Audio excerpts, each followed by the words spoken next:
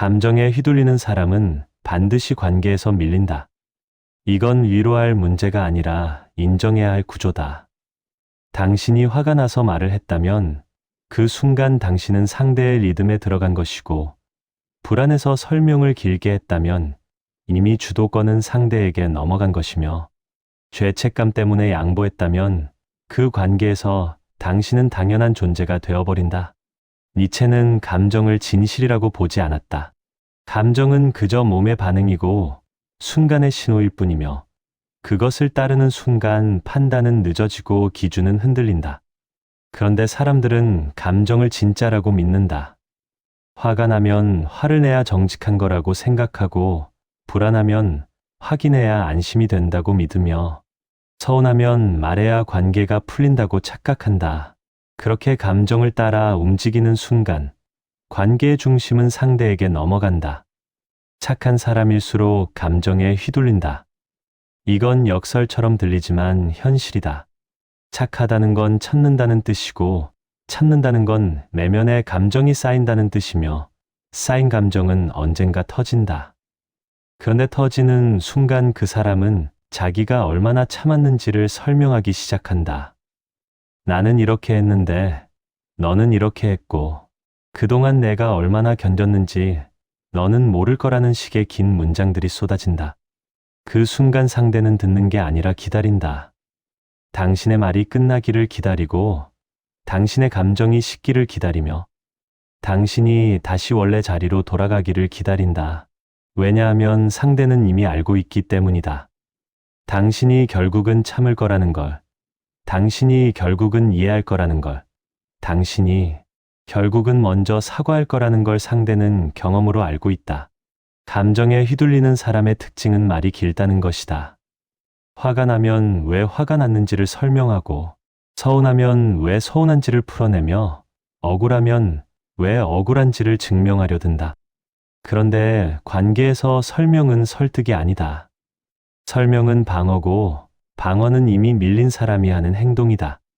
강한 사람은 설명하지 않는다. 그냥 선을 긋고, 그냥 거리를 두며, 그냥 말을 끊는다.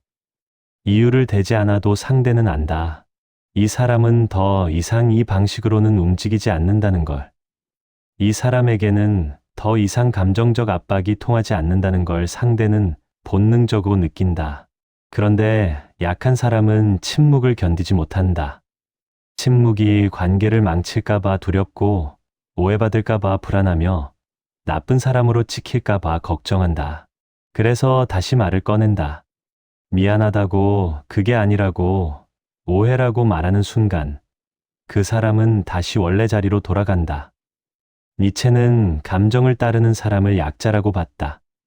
약자는 자기 기준이 없기 때문에 감정에 의존한다.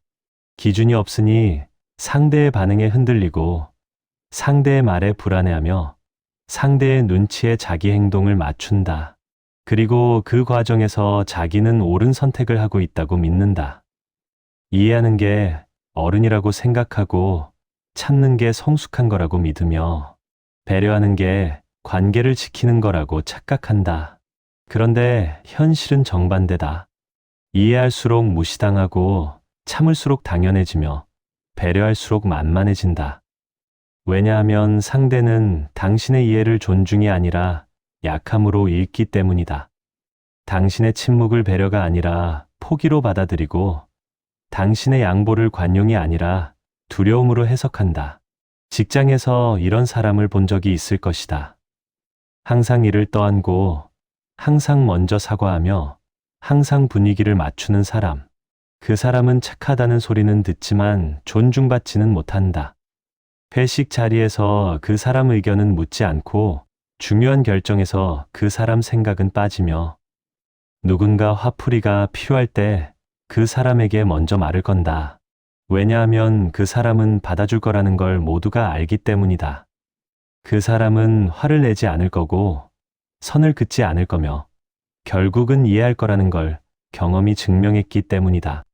그래서 그 사람은 점점 더 감정에 휘둘린다. 왜 나만 이렇게 당하는지 억울하고, 왜 아무도 나를 배려하지 않는지 서운하며, 왜 내 노력은 인정받지 못하는지 분노한다. 그리고 그 감정들이 쌓이고 쌓이다가 어느 날 터진다. 그런데 터지는 순간 그 사람은 다시 설명을 시작한다.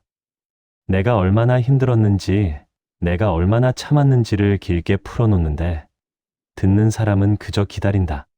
저 사람이 다시 원래대로 돌아올 때까지. 가족 관계는 더 잔인하다. 가족이니까 이해해야 한다는 말, 가족이니까 참아야 한다는 말, 가족이니까 먼저 풀어야 한다는 말이 감정에 휘둘리는 사람을 계속 같은 자리에 묶어둔다. 부모가 무례해도 자식이 먼저 이해하고, 형제가 이기적이어도 동생이 먼저 양보하며, 배우자가 무시해도 참고 견디는 사람이 먼저 사과한다. 그리고 그 사람은 자기가 관계를 지키고 있다고 믿는다. 내가 참지 않으면 가족이 깨질 거라고 생각하고, 내가 화내면 돌이킬 수 없을 거라고 두려워하며, 내가 거리를 두면 나쁜 사람이 될 거라고 걱정한다. 그런데 그렇게 참고 참다 보면 어느 순간 자기가 누군지 모르게 된다. 내가 정말 화가 난 건지 아니면 화내면 안 될 것 같아서 억누른 건지, 내가 정말 괜찮은 건지, 아니면 괜찮은 척하는 게 습관이 된 건지 구분이 안 된다. 그리고 그 상태로 살다가 어느 날 무너진다. 몸이 아프거나 마음이 부서지거나 관계가 끊기거나. 니체가 말한 강한 사람은 감정을 억누르는 사람이 아니다. 감정을 기다릴 줄 아는 사람이다. 화가 나도 바로 반응하지 않고, 불안해도 바로 확인하지 않으며, 서운해도 바로 말하지 않는다. 왜냐하면 감정은 지나가기 때문이다. 감정이 올라오는 순간에는 모든 게 크게 보이고 급하게 느껴지지만, 시간이 지나면 그게 정말 중요한 일이었는지, 아니면 그냥 순간의 반응이었는지가 보인다. 강한 사람은 그걸 안다. 그래서 기다린다. 감정이 지나가고 나서 판단하고, 판단이 서고 나서 행동하며, 행동할 때는 감정이 아니라 기준에 따라 움직인다. 그런 사람은 말이 짧다. 설명하지 않고, 변명하지 않으며, 해명하지 않는다. 그냥 한다. 선을 긋거나, 거리를 두거나 관계를 끝낸다. 이유를 묻는 사람에게도 길게 대답하지 않는다. 왜냐하면 이유를 설명하는 순간 그건 설득이 되고, 설득은 상대에게 선택권을 주는 것이기 때문이다. 강한 사람은 상대에게 선택권을 주지 않는다. 이미 선택을 끝냈고, 이미 결정을 내렸으며, 이미 행동으로 옮겼기 때문이다. 약한 사람과 강한 사람의 차이는 감정의 유무가 아니라 감정과의 거리다. 약한 사람은 감정이 올라오는 순간 그게 자기라고 믿는다. 지금 화가 나니까 화를 내야 하고, 지금 불안하니까 확인해야 하며, 지금 서운하니까 말해야 한다고 생각한다. 그런데 강한 사람은 감정이 올라와도 그게 자기가 아니라는 걸 안다. 그건 그냥 몸의 반응이고 순간의 신호일 뿐이며, 지나갈 거라는 걸 경험으로 알고 있다. 그래서 기다린다. 감정이 가라앉을 때까지 기다리고, 머리가 식을 때까지 기다리며, 기준이 다시 서게 될 때까지 기다린다. 그리고 그 기다림이 끝나면 그때 비로소 움직인다. 그때의 선택은 감정이 아니라 기준에서 나온다. 이 사람과 이 관계를 계속할 것인가? 이 방식을 받아들일 것인가? 이 상황을 견딜 것인가에 대한 판단이 감정이 아니라 기준에서 나온다. 침묵은 패배가 아니라 선택이다. 많은 사람이 침묵을 두려워하는 이유는 침묵이 관계를 망칠 거라고 믿기 때문이다. 말하지 않으면 오해받고, 설명하지 않으면 나쁜 사람이 되며, 표현하지 않으면 무관심한 사람으로 찍힐 거라고 생각한다. 그래서 계속 말한다. 해명하고, 변명하고, 설명하고, 정정한다. 그런데 그 과정에서 관계의 주도권은 완전히 넘어간다. 왜냐하면 말을 하는 사람은 이미 방어하는 사람이고, 방어하는 사람은 이미 밀린 사람이기 때문이다. 반대로 침묵하는 사람은 여유가 있다. 설명할 필요를 느끼지 않고, 이해받아야 할 이유도 없으며, 오해를 풀어야 할 의무도 없다고 생각한다. 그 침묵이 상대를 불안하게 만든다. 왜 아무 말도 하지 않는지, 무슨 생각을 하는지, 어떻게 나올지 상대는 알 수 없다. 그래서 상대가 먼저 말을 걸고, 상대가 먼저 풀려고 하며, 상대가 먼저 양보한다. 관계에서 밀리는 사람의 공통점은 상대의 리듬에 맞춰 산다는 것이다. 상대가 화를 내면 달래고, 상대가 무시하면 애쓰며, 상대가 거리를 두면 붙잡는다. 자기 리듬이 없다. 상대의 기분에 따라 자기 하루가 결정되고, 상대의 말 한마디에 자기 감정이 흔들리며, 상대의 태도에 따라 자기 행동이 바뀐다.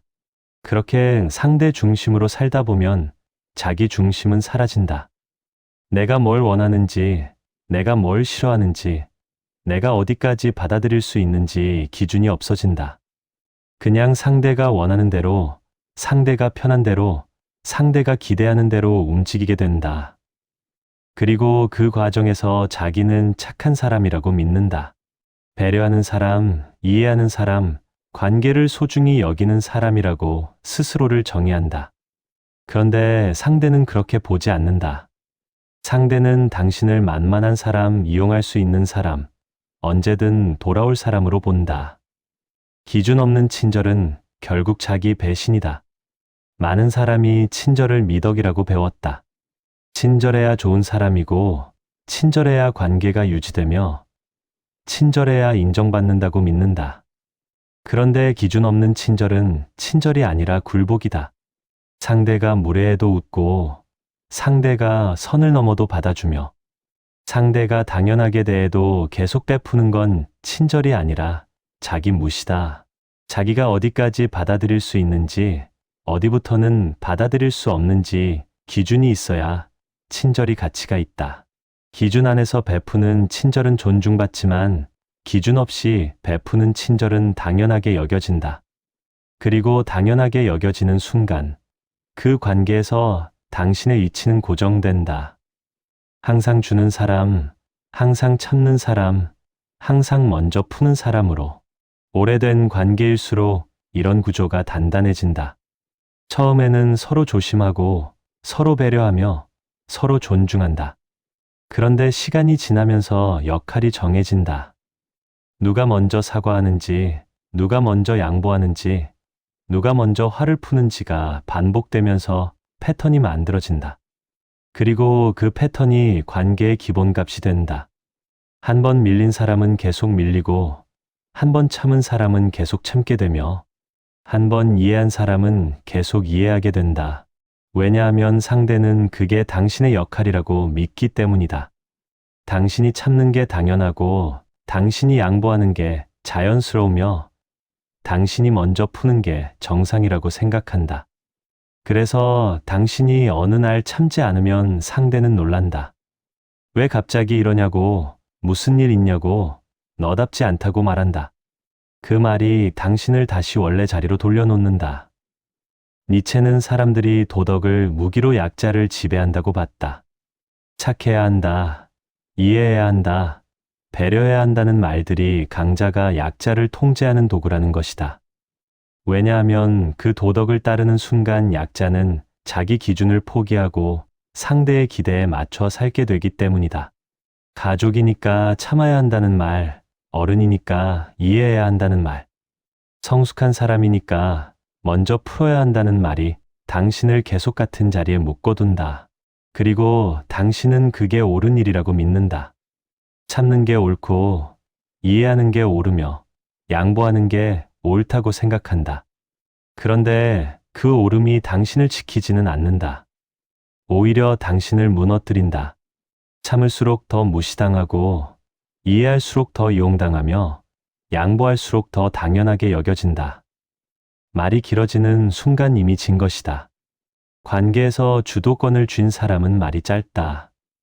안 된다고 하면 그냥 안 되는 거고, 싫다고 하면 그냥 싫은 거며, 끝이라고 하면 그냥 끝이다. 이유를 대지 않는다. 왜냐하면 이유를 대는 순간 그건 협상이 되고, 협상은 상대에게 반박의 기회를 주기 때문이다. 반대로 약한 사람은 항상 이유를 댄다. 왜 안 되는지, 왜 싫은지, 왜 힘든지를 길게 설명한다. 그 설명이 설득력 있다고 믿지만 듣는 사람은 그 설명에서 빈틈을 찾는다.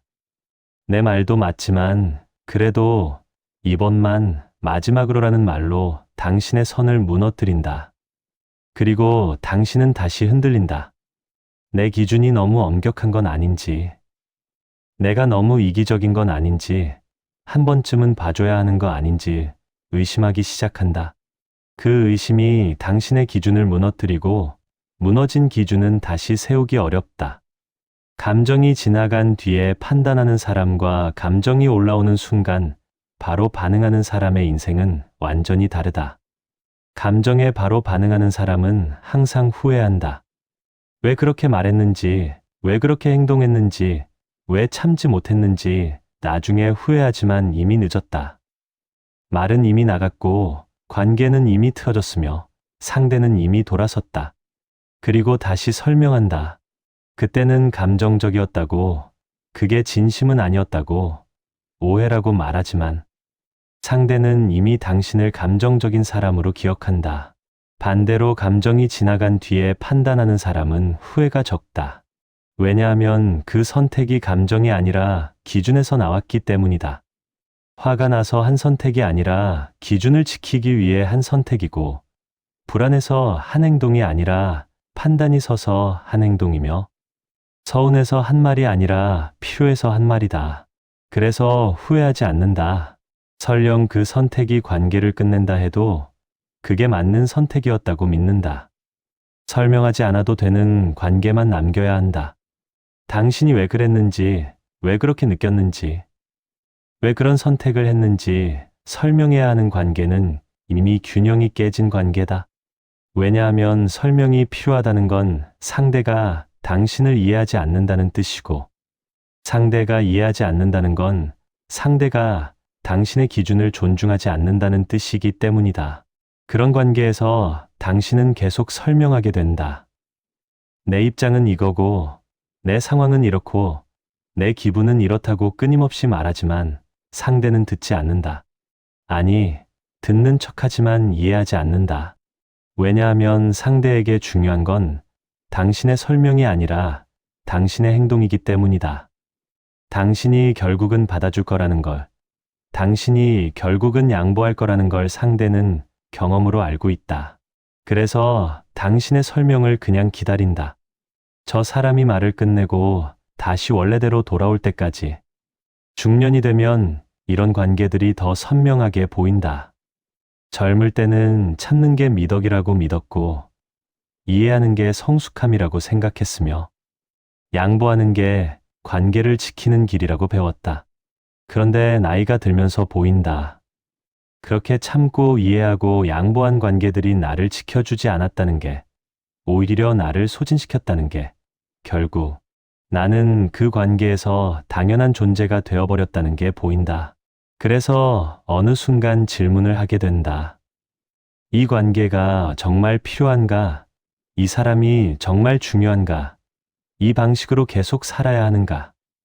그리고 그 질문에 솔직하게 답하는 순간 많은 관계가 정리된다.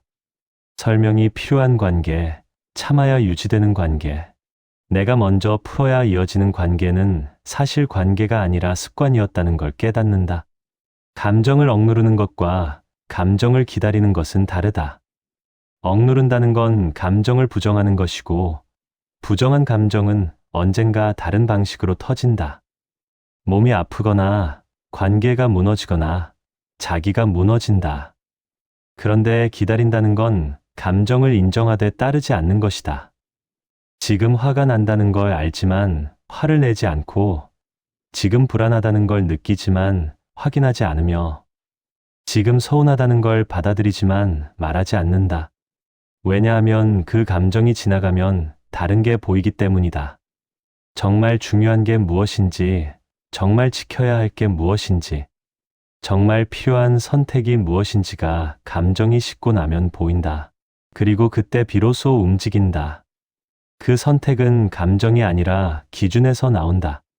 강한 사람은 감정을 따르지 않고 기준을 먼저 세운다. 이 사람과는 어디까지 함께 할 수 있는지, 이 상황에서 내가 받아들일 수 있는 선은 어디까지인지, 이 관계에서 내가 지켜야 할 것은 무엇인지를 먼저 정한다. 그리고 그 기준에 맞춰 움직인다. 상대가 화를 내도 기준이 흔들리지 않고, 상대가 서운해해도 기준을 바꾸지 않으며, 상대가 떠나도 기준을 지킨다. 왜냐하면 그 기준이 자기를 지키는 유일한 방법이라는 걸 알기 때문이다. 기준이 없으면 상대의 반응에 흔들리고, 상대의 말에 불안해하며, 상대의 기분에 맞춰 자기를 바꾸게 된다. 그렇게 자기를 바꾸다 보면 어느 순간 자기가 사라진다. 내가 누군지, 내가 뭘 원하는지, 내가 어떻게 살고 싶은지 모르게 된다. 그냥 상대가 원하는 대로, 상대가 편한 대로, 상대가 기대하는 대로 살게 된다. 침묵이 불편한 이유는 침묵이 관계를 드러내기 때문이다. 말로 채우고 있을 때는 문제가 보이지 않는다. 계속 설명하고, 계속 해명하고, 계속 대화하면 관계가 유지되는 것처럼 느껴진다. 그런데 침묵하는 순간 관계의 본질이 드러난다. 이 관계가 정말 서로를 존중하는 관계인지, 아니면 한쪽이 참아주고 있는 관계인지, 이 관계가 정말 필요한 관계인지, 아니면 습관으로 이어지는 관계인지가 침묵 속에서 보인다. 그래서 많은 사람이 침묵을 두려워한다. 침묵하면 관계가 끝날 것 같고, 침묵하면 나쁜 사람이 될 것 같으며, 침묵하면 외로워질 것 같다. 그런데 진짜 관계는 침묵을 견딘다. 말하지 않아도 이어지고, 설명하지 않아도 이해되며, 해명하지 않아도 믿어진다. 그런 관계만 남기면 된다. 당신이 감정에 휘둘릴 때마다 당신은 상대에게 주도권을 넘긴다. 화를 낼 때마다, 설명할 때마다, 해명할 때마다 당신은 상대의 리듬에 들어간다. 상대는 그걸 안다. 당신이 결국은 참을 거라는 걸, 당신이 결국은 이해할 거라는 걸, 당신이 결국은 먼저 사과할 거라는 걸 상대는 경험으로 알고 있다. 그래서 상대는 기다린다. 당신의 감정이 식을 때까지, 당신의 말이 끝날 때까지, 당신이 다시 원래 자리로 돌아올 때까지 기다린다. 그리고 당신은 매번 돌아간다. 미안하다고, 오해했다고, 내가 예민했다고 말하면서 다시 원래 자리로 돌아간다. 그 반복이 당신의 위치를 고정시킨다. 항상 참는 사람, 항상 양보하는 사람, 항상 먼저 푸는 사람으로. 니체는 진실이 항상 편안한 건 아니라고 했다. 오히려 진실은 불편하고 날카로우며 받아들이기 어렵다. 당신이 감정에 휘둘린다는 것, 당신이 관계에서 밀린다는 것, 당신이 항상 같은 패턴을 반복한다는 것은 불편한 진실이다. 그런데 그 진실을 외면하면 아무것도 바뀌지 않는다. 계속 같은 관계에서 같은 방식으로 소진되고, 계속 같은 사람에게 같은 방식으로 무시당하며, 계속 같은 패턴으로 자기를 잃어간다. 진실을 받아들이는 순간 선택이 가능해진다. 이 관계를 계속할 것인가, 이 방식을 바꿀 것인가, 이 사람과 거리를 둘 것인가에 대한 선택이 비로소 가능해진다. 그리고 그 선택은 감정이 아니라 기준에서 나와야 한다. 화가 나서 끊는 게 아니라 기준에 맞지 않아서 끊는 것이고, 서운해서 떠나는 게 아니라 더 이상 필요하지 않아서 떠나는 것이며, 억울해서 말하는 게 아니라 말해야 할 때가 되어서 말하는 것이다. 관계에서 중심을 잡는다는 건 상대를 무시하는 게 아니다. 상대의 반응에 흔들리지 않는 것이다. 상대가 화를 내도 내 기준은 그대로고, 상대가 서운해해도 내 선은 변하지 않으며, 상대가 떠나도 내 중심은 흔들리지 않는다. 그게 중심이다.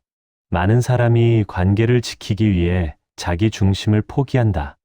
상대의 기분을 맞추고, 상대의 기대를 채우며, 상대의 요구를 받아들인다. 그리고 그게 관계를 지키는 방법이라고 믿는다. 그런데 자기 중심을 잃은 관계는 관계가 아니라 의존이다. 상대에게 의존하고, 상대의 인정에 의존하며, 상대의 반응에 의존한다. 그리고 그 의존이 당신을 약하게 만든다. 상대가 없으면 불안하고, 상대가 멀어지면 두렵고 상대가 화내면 무너진다. 감정은 신호일 뿐 기준이 아니다. 화가 난다고 화를 내야 하는 건 아니고 불안하다고 확인해야 하는 건 아니며 서운하다고 말해야 하는 건 아니다. 감정은 그냥 몸의 반응이고 순간의 신호일 뿐이다.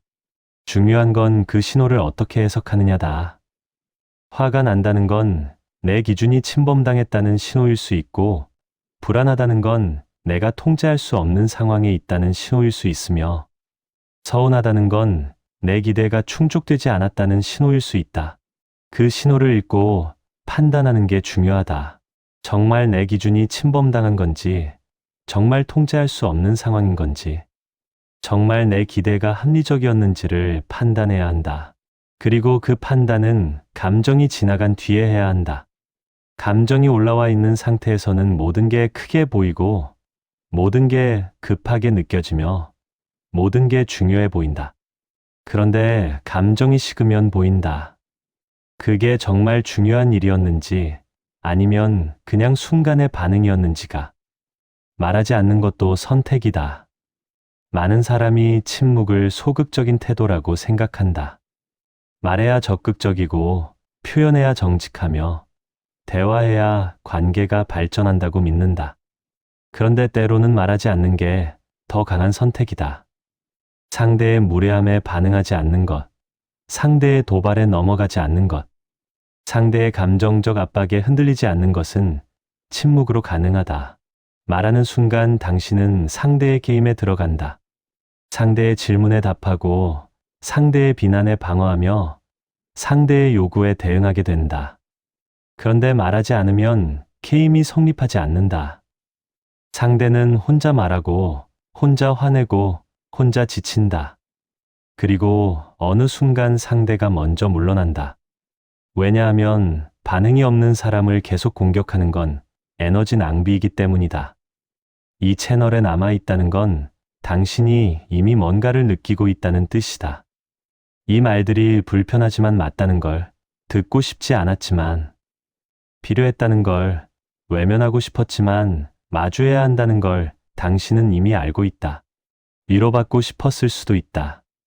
괜찮다는 말, 잘하고 있다는 말, 내 잘못이 아니라는 말을 듣고 싶었을 수도 있다. 그런데 위로는 당신을 바꾸지 못한다. 순간은 편안하지만 구조는 그대로다. 각성만이 바꾼다. 불편하지만 진실을 마주하는 것, 듣기 싫지만 필요한 말을 받아들이는 것, 외면하고 싶지만 현실을 인정하는 것만이 당신을 바꾼다. 이런 생각이 필요했다면 이 채널에 남아도 된다.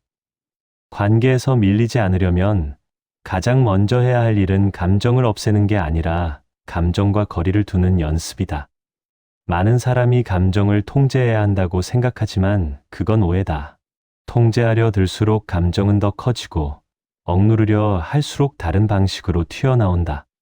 진짜 중요한 건 감정과 자신을 동일시하지 않는 것이다. 지금 화가 난다고 해서 내가 화 그 자체는 아니고, 지금 불안하다고 해서 내가 불안한 인간이 되는 것도 아니다. 그 감정은 지나가는 반응일 뿐이고, 나는 그 반응을 바라보는 쪽에 서 있을 수 있다. 이 거리가 생기는 순간 선택지가 생긴다. 바로 반응할 수도 있고, 아무것도 하지 않을 수도 있으며, 나중에 결정할 수도 있다. 감정에 휘둘리는 사람에게는 이 선택지가 없다. 감정이 올라오는 순간 이미 행동이 정해져 있다. 말하고 따지고 설명하고 해명한다. 그리고 그 행동의 결과는 늘 같다. 사람들은 종종 이렇게 말한다. 말을 안 하면 쌓이지 않느냐고. 표현하지 않으면 병이 되지 않느냐고. 솔직해야 관계가 건강해지는 것 아니냐고 묻는다. 그런데 여기에는 중요한 전제가 빠져 있다. 그 말이 기준에서 나온 말인지 감정에서 튀어나온 말인지를 구분하지 않는다. 기준에서 나온 말은 짧고 명확하다. 이건 싫다. 이건 어렵다. 여기까지다 같은 말이다. 반면 감정에서 나온 말은 길고 복잡하다. 왜 그런지 설명하고 어떤 마음이었는지 풀어놓고 얼마나 힘들었는지를 증명하려 든다. 듣는 사람은 그 차이를 바로 느낀다. 기준에서 나온 말에는 개입할 여지가 없고, 감정에서 나온 말에는 개입할 틈이 있다. 그래서 감정적인 말에는 반박이 따라붙고, 기준적인 말에는 침묵이 따라온다. 관계에서 존중받는 사람은 감정을 잘 표현하는 사람이 아니라 기준을 일관되게 유지하는 사람이다. 오늘은 괜찮다 했다가 내일은 화를 내고 한 번은 이해했다가 다음번엔 폭발하는 사람은 감정적일 뿐이지 존중받지 않는다. 상대는 그 사람의 선을 알 수 없고 어디까지가 진심인지 판단할 수 없기 때문이다. 반대로 말은 적지만 태도가 변하지 않는 사람은 상대를 긴장시킨다. 이 사람은 오늘 기분이 어떤지와 상관없이 항상 같은 기준으로 행동한다는 걸 느끼게 만들기 때문이다. 그 안정감이 관계의 힘의 균형을 바꾼다. 많은 중년들이 여기서 실수를 한다. 젊을 때는 감정적으로 반응해도 괜찮았고 설명해도 통했으며 참아도 보상이 있었다고 믿는다. 하지만 시간이 지나면서 상황은 바뀐다. 직장에서는 더 이상 감정에 공감해 주지 않고 가족은 당신의 배려를 기본값으로 여기며 오래된 관계일수록 당신의 역할은 굳어진다. 그런데도 예전 방식으로 계속 반응한다. 화가 나면 말하고 억울하면 설명하고 서운하면 풀어내려 한다. 그러다 어느 순간 깨닫는다. 아무것도 바뀌지 않았다는 걸, 오히려 더 당연해졌다는 걸. 그때 드는 감정은 허탈감이다. 이렇게까지 했는데도 왜 나는 여전히 같은 자리에 있는가라는 질문이 생긴다. 그 질문의 답은 단순하다. 방식이 바뀌지 않았기 때문이다. 감정에 반응하는 방식으로는 절대 위치가 바뀌지 않는다. 감정은 늘 상대에게 이용될 수 있기 때문이다. 당신이 화를 내면 상대는 당신의 약점을 알게 되고, 당신이 불안해하면 상대는 기다리면 된다는 걸 알며, 당신이 죄책감을 느끼면 상대는 더 요구해도 된다는 신호로 받아들인다. 감정은 당신의 진심이지만 동시에 상대에게는 정보다. 그 정보를 계속 제공하는 한 관계의 주도권은 바뀌지 않는다. 그래서 강한 사람은 감정을 숨기는 게 아니라 노출하지 않는다. 느끼지 않는 게 아니라 드러내지 않는다.